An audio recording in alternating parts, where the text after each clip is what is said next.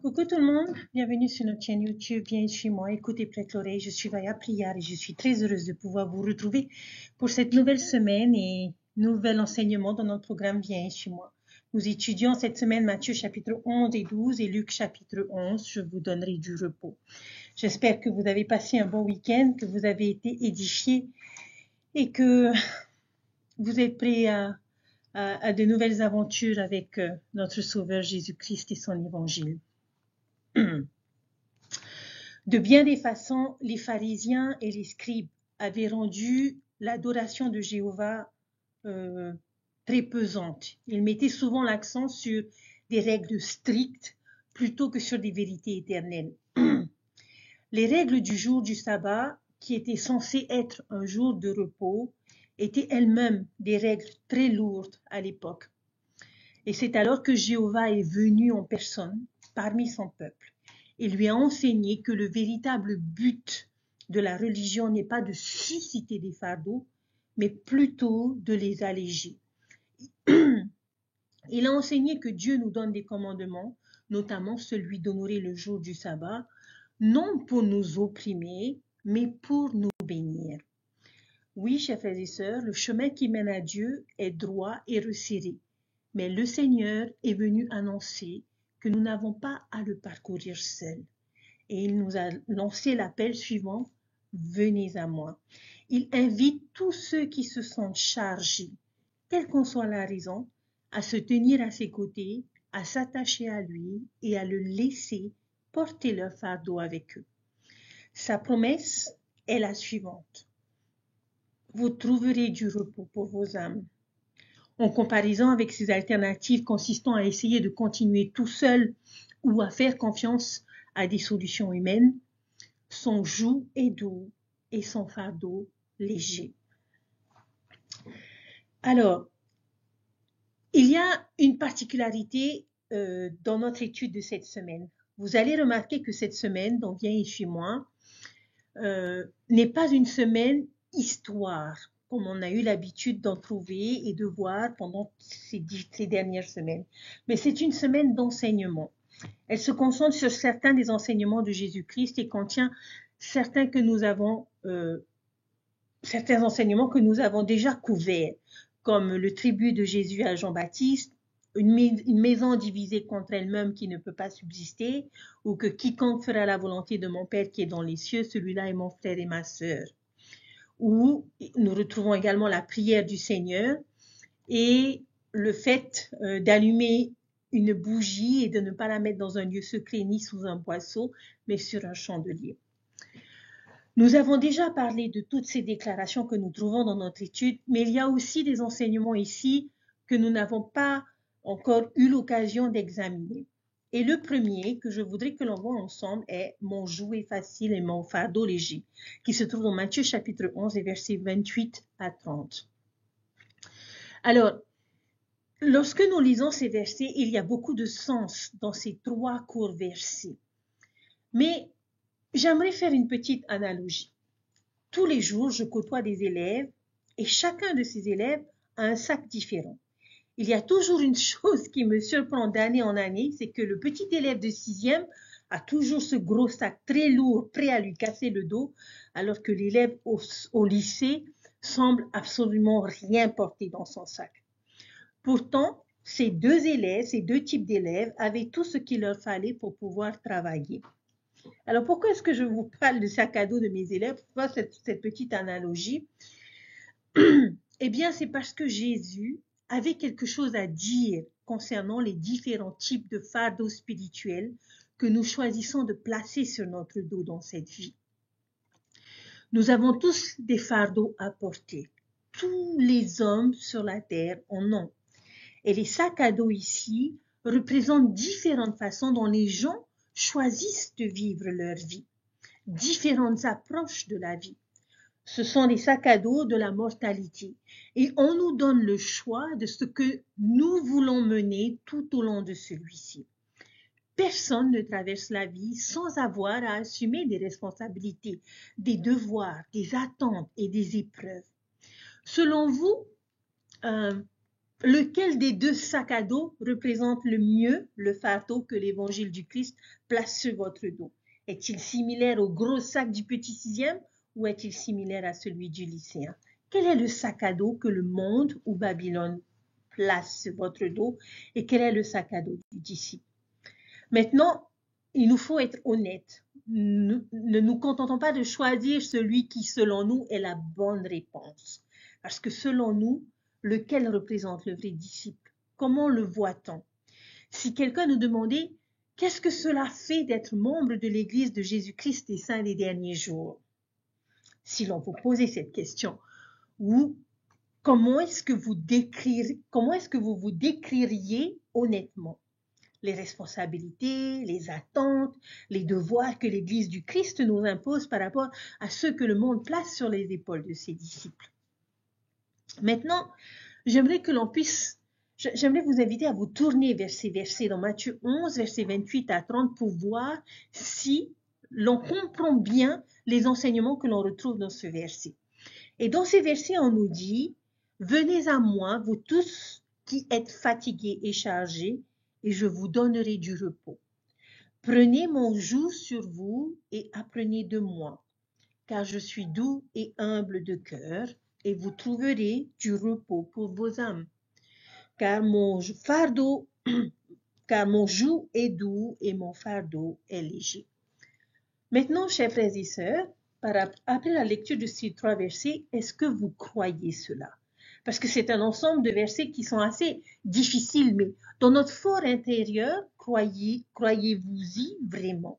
Quand quelqu'un vous demande ce que c'est que d'être membre de l'Église de Jésus-Christ des saints des derniers jours, utiliseriez-vous les mots que le Sauveur donne ici dans nos réponses? Diriez-vous, c'est facile, c'est reposant. Les fardeaux que l'Église met sur mes épaules sont légers. Honnêtement, je ne suis pas sûre que nous répondrions tous de cette façon. En fait, nous pourrions même être tentés de ressentir exactement le contraire.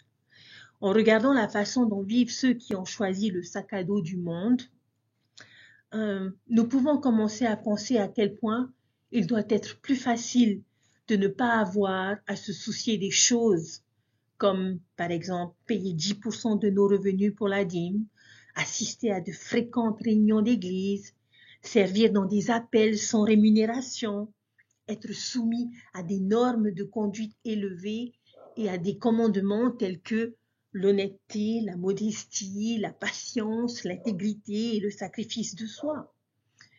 Nous pourrions simplement sauter dans notre lit tous les soirs sans ressentir le besoin de prier ou d'étudier les Écritures. Si nous pouvions simplement vivre une vie qui s'adresse à l'homme naturel, cela doit être une façon tellement plus facile, je pense, d'aborder la vie. Mais Jésus nous dit que son sac à dos, que son fardeau est léger, facile et reposant, que le sac à dos le plus léger est le sien et le plus lourd est celui du monde. Sauf qu'il n'utilise pas l'image d'un sac à dos dans Matthieu, parce qu'il ne les utilisait pas à l'époque. Mais le mot dans ces versets, qui peut être l'équivalent biblique du sac à dos, est le joug. Jésus parle de son joug. Qu'est-ce qu'un joug? Un joug, c'est un outil agricole, comme ce que vous voyez sur la photo. Avant l'époque des tracteurs et des machines agricoles géantes, les gens utilisaient des animaux dans leurs travaux agricoles.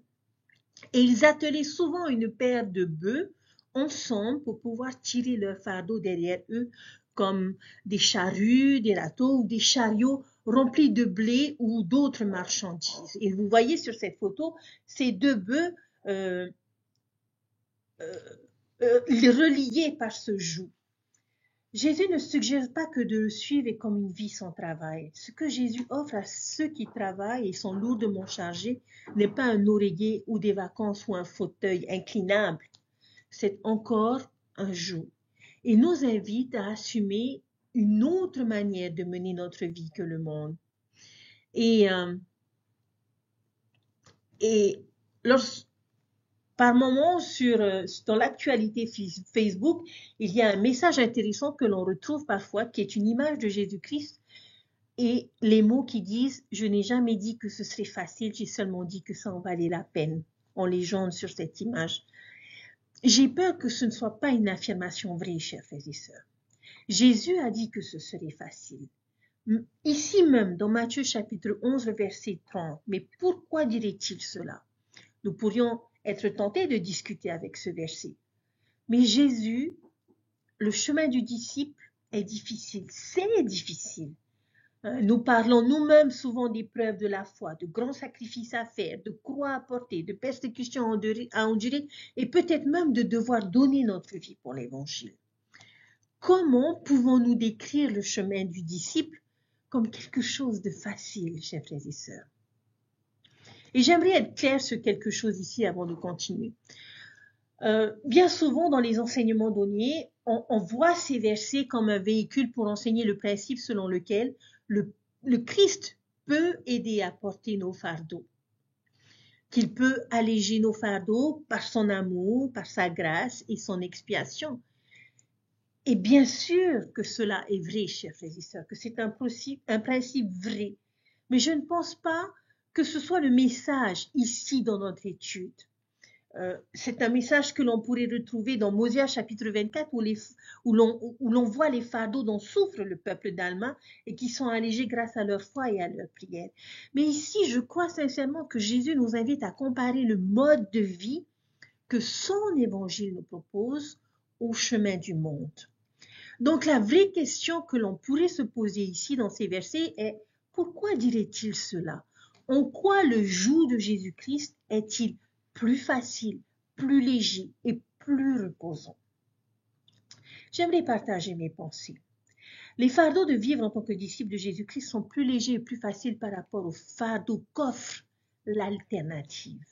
C'est léger en comparaison. Oui, son joug exige obéissance, sacrifice, service, mais cela enlève les fardeaux beaucoup plus lourds du péché, de l'ignorance et des ténèbres.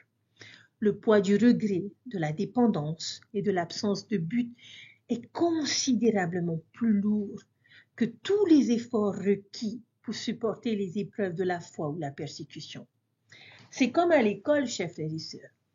Un élève qui prête une attention particulière aux enseignements de son professeur sur la façon de résoudre un problème mathématique et qui prend des notes et s'efforce de vraiment comprendre le concept derrière le problème peut sembler travailler beaucoup plus dur que l'élève qui va se contenter de mémoriser paresseusement la réponse donnée par le professeur.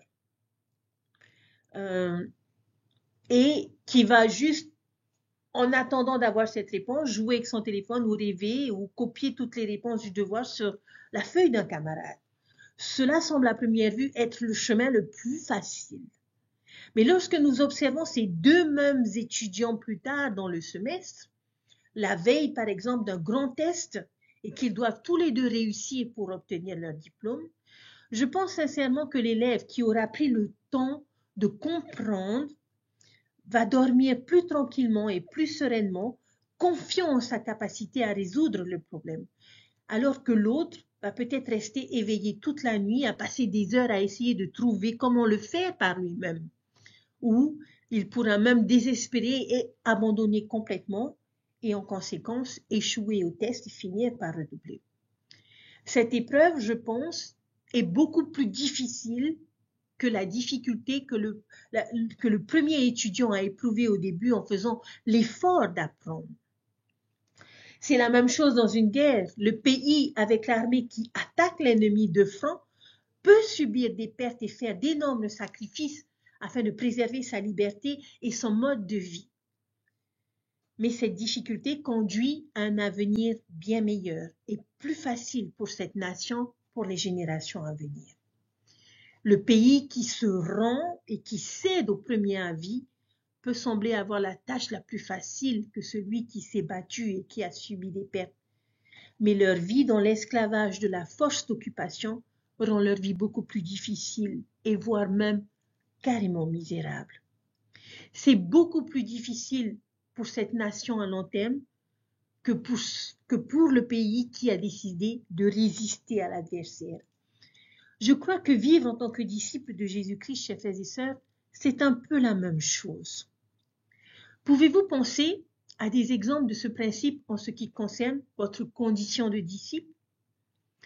Des exemples de la manière dont être membre de l'Église de Jésus-Christ rend la vie plus facile et plus reposante que ceux qui choisissent de ne pas porter ce joug.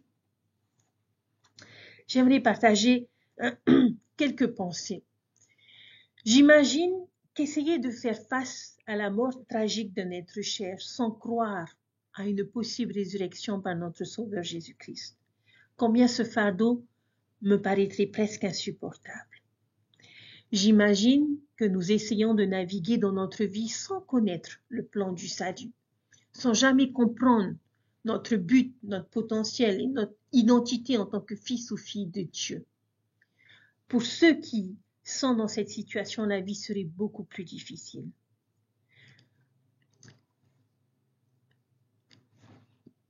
En grandissant, j'ai pris cette connaissance pour acquise parce que je l'ai appris depuis la primaire.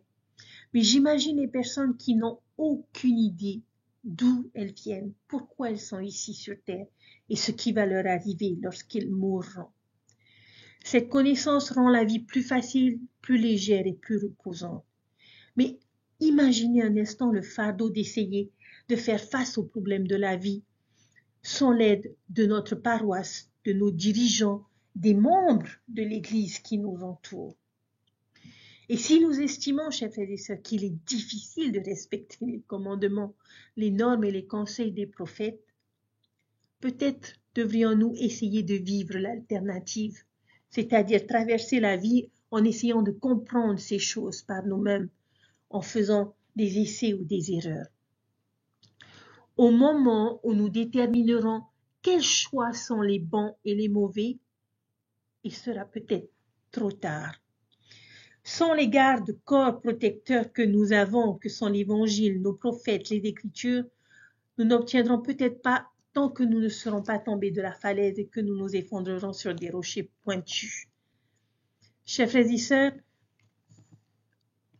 j'ai, à un moment donné dans ma vie, pensé que j'avais suffisamment de connaissances, que j'étais suffisamment forte pour pouvoir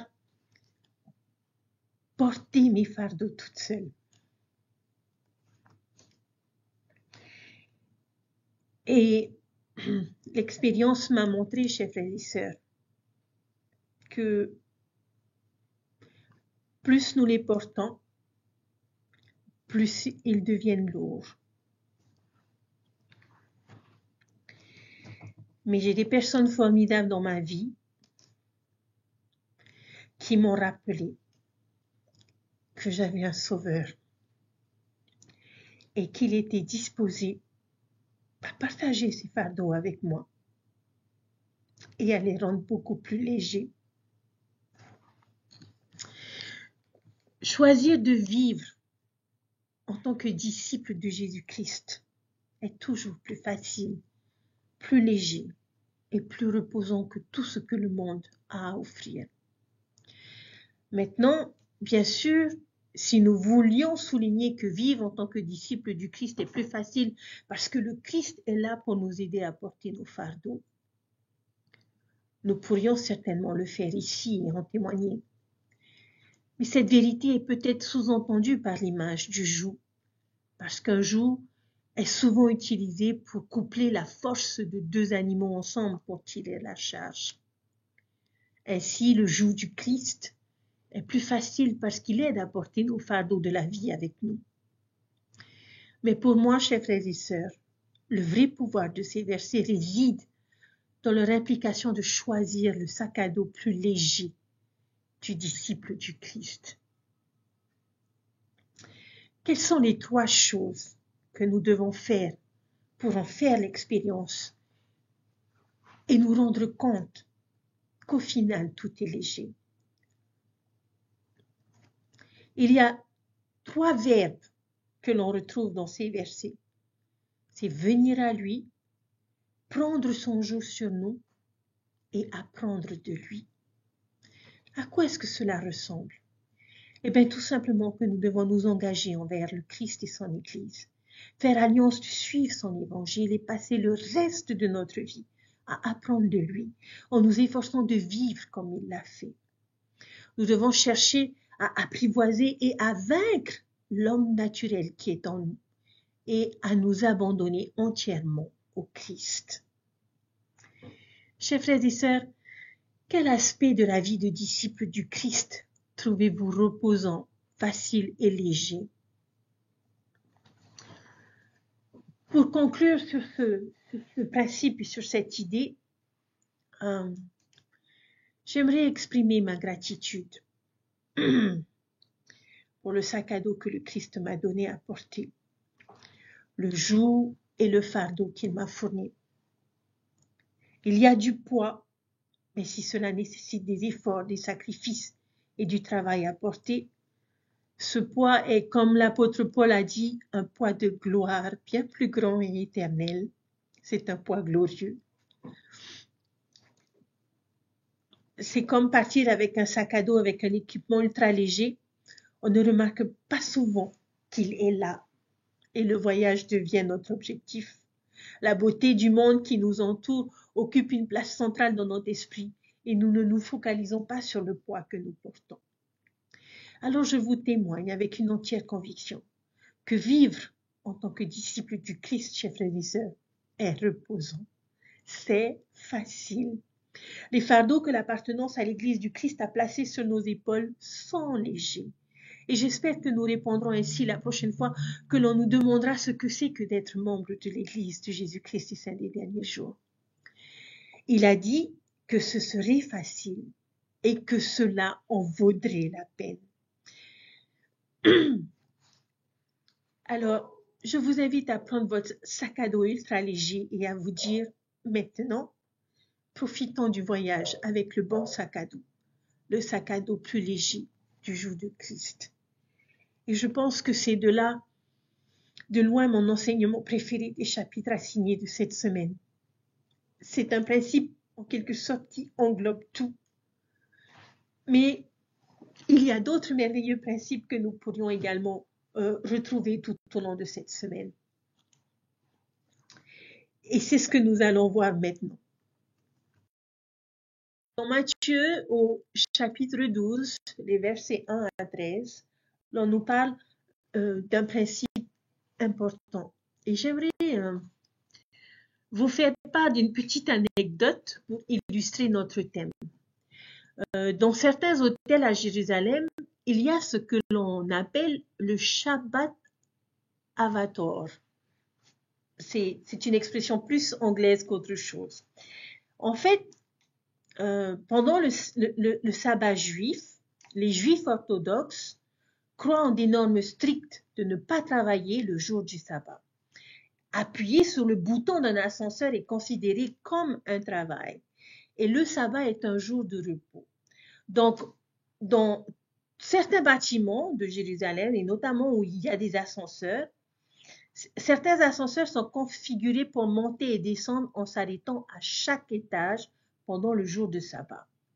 En voilà un exemple moderne de l'étendue des lois du sabbat dans cette foi. Et c'était le genre de choses que Jésus rencontrait à son époque. On apprend même qu'il y avait 39 types spécifiques de travaux auxquels les Juifs ne devaient pas s'engager pendant le jour du sabbat.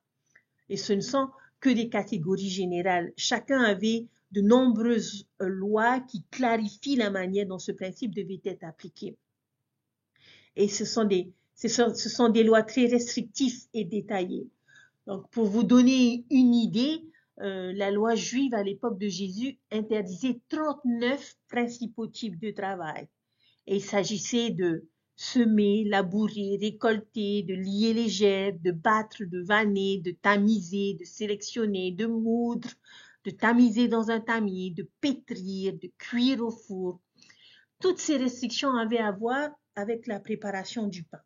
Et puis il y avait tondre la laine, la laver, la battre, la teindre, la filer, la mettre sur un tisserand, faire des fils traversants, tisser 2 fils, séparer 2 fils, faire un nœud, défaire un nœud, coudre de mailles, déchirer pour coudre des mailles, enfin, beaucoup de restrictions qui devaient avoir à faire avec les vêtements. Et puis, il y avait des actions telles qu'attraper un cerf, le tuer, le dépouiller, le saler, préparer sa peau, lui gratter le poil, le découper, enfin, beaucoup de choses qui étaient interdites selon leur loi, des choses liées à la chasse, liées à l'écriture, allumer un feu, éteindre un feu, utiliser un marteau, enfin, beaucoup de ces choses détaillées et restrictives, et tout ce qui appartenait au travail nécessaire pour une maison privée. Chacune de ces 39 principales interdictions contenait en elle-même de nombreux éléments connectés qui étaient aussi interdits le jour du sabbat.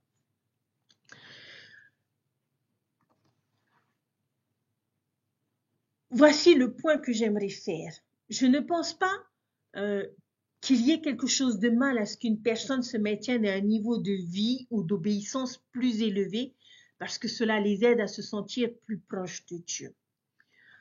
Le problème avec les pharisiens de l'époque de Jésus était dans leur jugement et leur condamnation des autres qui ne respectaient pas leur interprétation du commandement qui était de sanctifier le jour du sabbat. Comme le dit Jacob dans le livre de Mormon, ils étaient coupables d'avoir regardé au-delà de la marque et de condamner ceux qui n'avaient pas regardé ce qu'ils faisaient. À cause de cela, notre Sauveur Jésus-Christ a souvent défié les pharisiens et l'œil critique que ces derniers portaient sur tous ceux qui ne respectaient pas leurs normes élevées. La conversation entre eux et Jésus se trouve dans le chapitre 12 de Matthieu, dans les versets 1 à 8. Et c'est une illustration qui est un bon exemple. À cette époque, on va lire les versets, à cette époque, Jésus allait le jour du sabbat à travers le maïs et ses disciples avaient faim et commencèrent à arracher les épis et à manger. Mais quand les pharisiens virent cela, ils lui dirent, « Voici, tes disciples font ce qu'il n'est pas permis de faire le jour du sabbat. » Mais il leur dit, « N'avez-vous pas lu ce que David a fait quand il avait faim et ceux qui étaient venus avec lui? Comment est-il entré dans la maison de Dieu et a-t-il mangé les pains de proposition, ce qui ne lui était pas permis de manger ni à ceux qui étaient avec lui, mais seulement aux sacrificateurs? Ou n'avez-vous pas lu dans la loi comment les jours de sabbat, les sacrificateurs du temple profanent le sabbat et sont irréprochables? Mais je vous dis qu'il y a dans ce lieu un plus grand que le temple. Mais si vous saviez ce que cela signifie, j'aurais pitié et non le sacrifice. Vous n'auriez pas condamné l'innocent. Verset 8. Car le Fils de l'homme est maître même du jour du sabbat. J'aimerais faire quelques observations par rapport à ces versets. Premièrement, Jésus-Christ était si doué pour contrer leurs objections. Il connaissait les Écritures d'un bout à l'autre et savait exactement comment il fallait les appliquer. Ainsi, pour défendre ses disciples, il dit, David a fait quelque chose que vous considéreriez comme enfreignant le jour du sabbat, et pourtant vous le vénérez toujours, parce qu'il était le roi et que les circonstances l'exigeaient. Les prêtres font quelque chose que votre loi interdit le jour du sabbat pour l'œuvre du temple. Donc, dans les deux cas, Jésus dit que ces pratiques étaient acceptables parce qu'une autorité supérieure a supplanté les exigences de la loi. Jésus était une plus grande autorité que n'importe quel roi et temple. Il était le roi des rois et le temple était sa propre maison. Et donc c'est comme s'il disait, c'est moi qui ai donné la loi pour sanctifier le jour du sabbat en premier lieu. Ne présumez pas me dire comment est-ce que je dois vivre cette loi. Jésus est le Seigneur du jour du sabbat et l'autorité finale sur les règles qui le régissent. Et dans ce cas, il sentait que les pharisiens étaient allés beaucoup trop loin. Ils avaient ramassé un fardeau que le Seigneur n'avait jamais voulu qu'ils portent. Et puis, ils vont un peu plus loin et battent les autres avec leurs normes. Alors, comment est-ce que Jésus pense-t-il vraiment qu'il faille sanctifier le jour du sabbat et à quoi cela ressemblerait-il? Nous allons voir, toujours dans ces chapitres, quelques déclarations que nous pourrions méditer ensemble et je vous invite à vous demander comment est-ce que ces déclarations pourraient nous guider pour sanctifier le jour du sabbat. La première se trouve dans le verset 7, où il dit « Mais si vous aviez su ce que cela signifie, j'aurais miséricorde et non sacrifice, et vous n'auriez pas condamné l'innocent. » En d'autres termes, les personnes et leurs besoins, chers frères et sœurs, doivent primer sur les rituels et les règles. La deuxième déclaration, verset 8, « Car le Fils de l'homme est maître même du jour du sabbat. » En d'autres termes, Jésus est le chef du sabbat et l'autorité finale sur ce qui doit être fait à ce sujet. Dans le verset 12, c'est pourquoi il est permis de bien faire les jours de sabbat. Et enfin, le dernier, dans Marc chapitre 2, verset 27, il leur dit « Le sabbat a été fait pour l'homme et non l'homme pour le sabbat. » Voici ces 4 déclarations que nous trouvons dans ce chapitre et dans Marc. Okay? Et je vous invite personnellement à réfléchir à ces phrases et à écrire ce que vous ressentez et l'enseignement que vous apprenez à travers ces déclarations, à travers ces versets. J'aimerais vous partager ce que moi j'ai ressenti et appris pendant mon étude en lisant chacune de ces déclarations. Le verset 7 dans Matthieu chapitre 12. « Si vous saviez ce que signifie « Je prends plaisir à la miséricorde et non au sacrifice », vous n'auriez pas condamné des innocents. » J'aime beaucoup ce verset. Quel est le point de Jésus ici? Il ne fait aucun doute, chers frères et sœurs, que les règles et les normes sont importantes. Et je crois que Jésus serait d'accord avec cette idée, que les règles sont importantes. Mais parfois, dans notre excès de zèle pour observer ces règles et ces rituels, nous pouvons commencer à être aveugles aux besoins des personnes que ces normes sont censées bénir. Le but des commandements, des normes et des règles est de nous conduire à Dieu et de nous bénir. Mais quand ces choses commencent à devenir une fin en soi, au lieu d'être un moyen pour atteindre cette fin, quand ils deviennent ce bâton avec lequel nous battons les autres, lorsque la politique devient plus importante que la personne, chers frères et sœurs, nous regardons au-delà de la marque. Il peut être bon de se demander si nous nous sommes déjà retrouvés à tomber dans ce piège consistant à offrir des sacrifices, mais à négliger la miséricorde. En tant que membres de l'Église, chers frères et sœurs, je pense que nous le faisons lorsque nous négligeons, jugeons ceux qui, selon nous, ne respectent pas les règles comme ils le devraient. Et au lieu de cela, nous devrions étendre à tous un esprit aimant, sans jugement et en invitant. En tant qu'instructeur, je pense que nous le faisons lorsque nous permettons à la leçon de devenir plus importante que les besoins des personnes qui écoutent la leçon, où nous voulons absolument atteindre notre objectif sans tenir compte des expériences partagées. En tant que parents ou dirigeants, je pense que nous le faisons lorsque nous réprimandons ou corrigeons sans amour ou sans chercher à comprendre la personne derrière le problème. Président Thomas S. Monson nous a encouragés un jour et il nous a dit « Ne laissez jamais un problème à résoudre devenir plus important qu'une personne à aimer. » Et j'aime beaucoup cette citation, chers frères et sœurs. Les normes du jour du sabbat sont un domaine où nous devons faire attention de ne pas le faire. Lorsque notre emphase le dimanche passe du repos de nos travaux et de l'adoration de Dieu à montrer aux autres notre droiture ou à soutenir notre orgueil, Alors nous avons regardé au-delà de la cible. Tenons-nous donc au niveau le plus élevé qui nous plaise le jour du sabbat.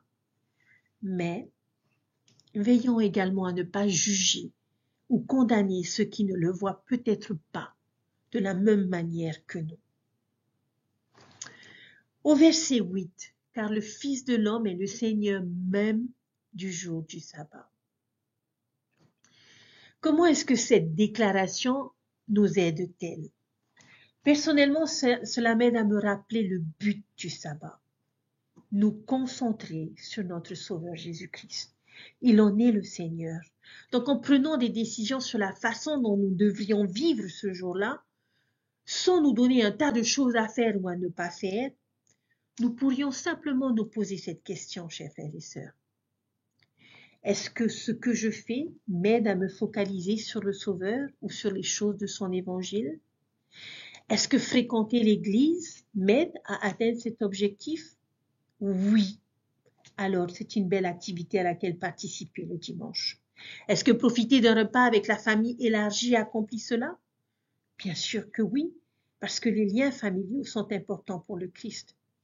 Quelle belle chose à faire le dimanche. Peut-être pourrions-nous utiliser cette question comme guide pour décider comment est-ce que nous passerons notre temps le jour du sabbat. Notre troisième déclaration au verset 12, c'est pourquoi il est permis de faire du bien les jours de sabbat. Cela a été dit en réponse aux pharisiens qui étaient contrariés que Jésus ait guéri un homme avec une main desséchée le jour du sabbat. Regardons au-delà de la marque, en effet. C'est une autre bonne norme pour déterminer ce que nous faisons le jour saint de Dieu. Parce qu'il est destiné, chers frères et sœurs, à être différent des autres jours. Si nous traitons le sabbat comme n'importe quel autre jour, alors peut-être que nous ne commettons pas l'erreur de regarder au-delà de la cible. Mais nous manquons la cible. Nous devons donc bien faire le jour du sabbat. Et par bien faire, je pense que l'on parle de service. C'est bien fait pour les autres. C'est pourquoi Jésus n'avait aucun problème à guérir les personnes le jour du sabbat. Enlever la douleur et la souffrance de quelqu'un est une bonne chose, donc tout à fait appropriée.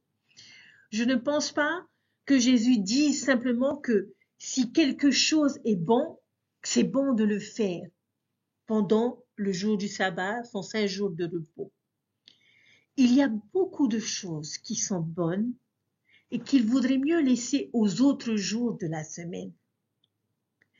Mais bien faire aux autres est toujours un acte approprié. Ainsi, le jour du sabbat, je nous invite à chercher des choses que nous pourrions faire pour bénir les autres. Notre dernière déclaration dans Marc chapitre 2, verset 27, le sabbat a été fait pour l'homme et non l'homme pour le sabbat. Il est important pour nous de nous rappeler que le sabbat est un don de Dieu pour nous. Il l'a créé pour nous. Il ne l'a pas mis en place comme un jour qui devait être égoïstement concentré sur lui, mais un jour qui nous bénirait et qui nous élèverait. Comment est-ce que cela est-il possible? En nous donnant du repos. Nous avons tous besoin d'un jour de repos chaque semaine. C'est sain pour notre esprit et notre corps. Et je pense que le repos peut avoir quelques implications différentes ici. Je pense que c'est plus qu'une simple journée de repos physique parce qu'il faut reconnaître que le dimanche, bien souvent, on ne se repose pas toujours. C'est certainement possible. Et pour ma part, lorsque j'en ai l'opportunité, j'aime bien faire une petite sieste le dimanche. Mais je sais que de nombreux appels impliquent de lourdes responsabilités tous les dimanches et que les dimanches peuvent être des jours où les réunions de famille nous occupent un peu. Cela peut parfois ne pas toujours ressembler à un jour de repos.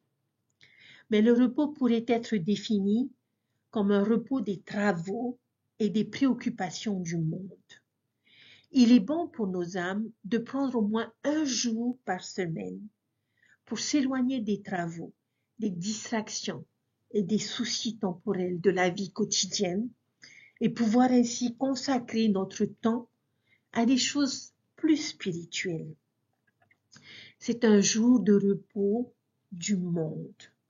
Et lorsque nous le regardons de cette façon, cela change totalement la nature des soi-disant interdictions du sabbat. Nous ne cherchons pas une liste de choses que nous ne pouvons pas faire le dimanche, mais des choses dont nous pouvons nous reposer pendant une seule journée. Nous nous reposons des préoccupations professionnelles, des achats et des courses et des besoins temporels. Et au lieu de cela, nous arrivons à nous concentrer sur Dieu et à recharger nos batteries spirituelles. Nous apprenons les choses qui comptent vraiment. Chers frères et sœurs, concentrons-nous sur le Christ. Soyons unis aux autres qui partagent les mêmes croyances et sentiments que nous. Tout est là pour nous. Donc, pour notre vérité, j'aimerais énumérer certaines des choses que j'ai trouvées ici.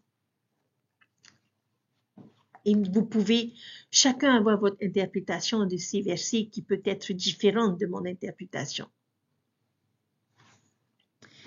Mais j'aimerais vous dire, chers frères et sœurs, que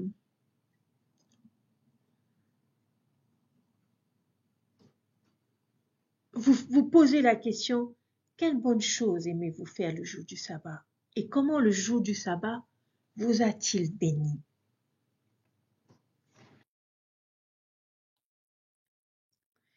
Je suis reconnaissante pour le jour du sabbat. Il y a tellement de sagesse. Le sabbat a été fait pour nous et non nous pour le sabbat. Je suis reconnaissante envers un Père céleste qui comprend l'importance d'un jour de repos et de renouveau spirituel dans notre vie. J'aime beaucoup la façon dont Ésaïe l'a décrit au chapitre 58, verset 13, où il a dit que le sabbat peut être un délice pour nous. Je sais que pendant que je grandissais, mes parents ont fait certaines choses pour aider à faire du sabbat un délice pour nous. Ils ont toujours eu une attitude positive à l'idée d'aller à l'église, d'inviter les instructeurs au foyer ou de profiter d'une leçon familiale sur l'évangile ensemble. Nous avons eu des parents qui ont été de grands dirigeants et qui étaient souvent absents. Mais chaque fois qu'ils étaient là, ils s'assuraient que le temps que nous passions ensemble était un temps de qualité et que nous soyons concentrés sur notre Sauveur. Ma maman préparait toujours un repas spécial ce jour-là pour donner cette idée de délice le jour du sabbat. Et toutes ces choses, chers frères et sœurs, ont contribué à faire de notre sabbat un délice. Une journée que nous attendions parfois avec impatience, une journée de famille, une journée de foi. Aujourd'hui, je m'efforce de mettre en œuvre ces mêmes choses dans notre culte du jour de sabbat pour mes propres enfants. C'est pas évident. Ils ont leur libre arbitre et nous respectons ce libre arbitre. Mais malgré tout, nous nous efforçons de nous réunir pour déjeuner ensemble et partager les enseignements que nous avons pu avoir pendant la journée, de manière à ce qu'ils puissent avoir la saveur de ce que nous avons pu apprendre. Le jour du sabbat, chers frères et sœurs, il nous est demandé de nous focaliser sur les autres. Et j'aimerais partager une expérience, pour terminer, de mon époux. Ça va faire 3 dimanches qu'il s'efforce d'apporter la Sainte Seine à certains membres de notre paroisse qui ne sont pas en mesure de venir à la chapelle pour des raisons de santé. Et lorsqu'il est revenu aujourd'hui, après avoir apporté la Sainte Seine à 4 personnes, il m'a dit, je veux le faire tous les dimanches. Je l'ai regardé, je lui ai dit, je ne comprends pas ce que tu me dis. Il a dit, tous les dimanches, je serai là pour apporter la Sainte Seine aux personnes qui ne peuvent pas venir renouveler leurs alliances à la chapelle. Bien que ce soit une contrainte, dans le sens où nous, la famille, on est obligé d'attendre qu'il ait fini pour pouvoir déjeuner, la chapelle finissant déjà très tard, Je lui ai demandé pourquoi est-ce que c'était devenu tout à coup important. Et il m'a dit, je crois que je ne trouverai nulle part les sentiments que je peux ressentir et que je vois au travers de ces personnes à qui nous apportons la Sainte Seine. Il a pu ressentir combien c'était important pour ces personnes et la joie qu'ils éprouvaient et qu'ils exprimaient parce qu'on leur donnait l'occasion de renouveler leurs alliances, malgré le fait qu'ils aient été absents. Chers frères et sœurs, notre Sauveur a besoin de chacun d'entre nous. Nous l'avons vu la semaine dernière, il a besoin d'ouvriers dans son champ. Cela peut sembler parfois pesant d'être membre de l'Église de Jésus-Christ des derniers jours et qui plus est dirigeant, parce que nous avons des responsabilités, des devoirs. Mais j'aimerais attirer votre attention sur cette image que j'ai partagée sur ma vidéo aujourd'hui. Deux choses qui m'ont plu dans cette image.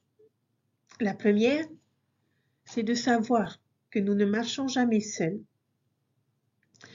La deuxième est qu'un chemin n'est pas toujours droit et paisible. Et la troisième, si vous y prêtez attention,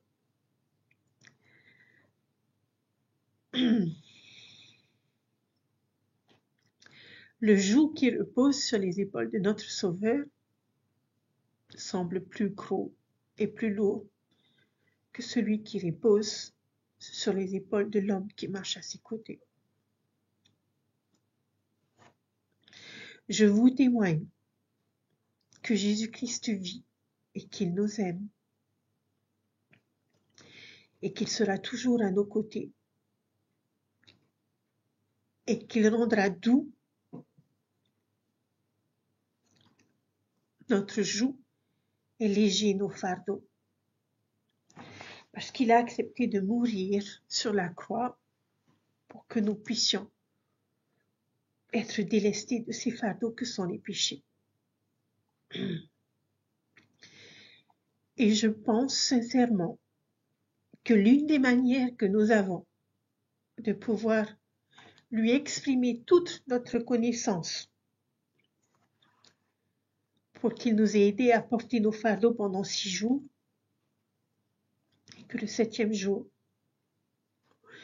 nous puissions lui exprimer notre reconnaissance par notre assistance à la chapelle, par notre engagement dans nos appels, par notre participation aux leçons du dimanche et par notre présence à l'ordonnance sacrée de la Sainte Seine. Je vous témoigne, chers frères et sœurs, qu'avec lui, tout est possible et nous pouvons tout faire.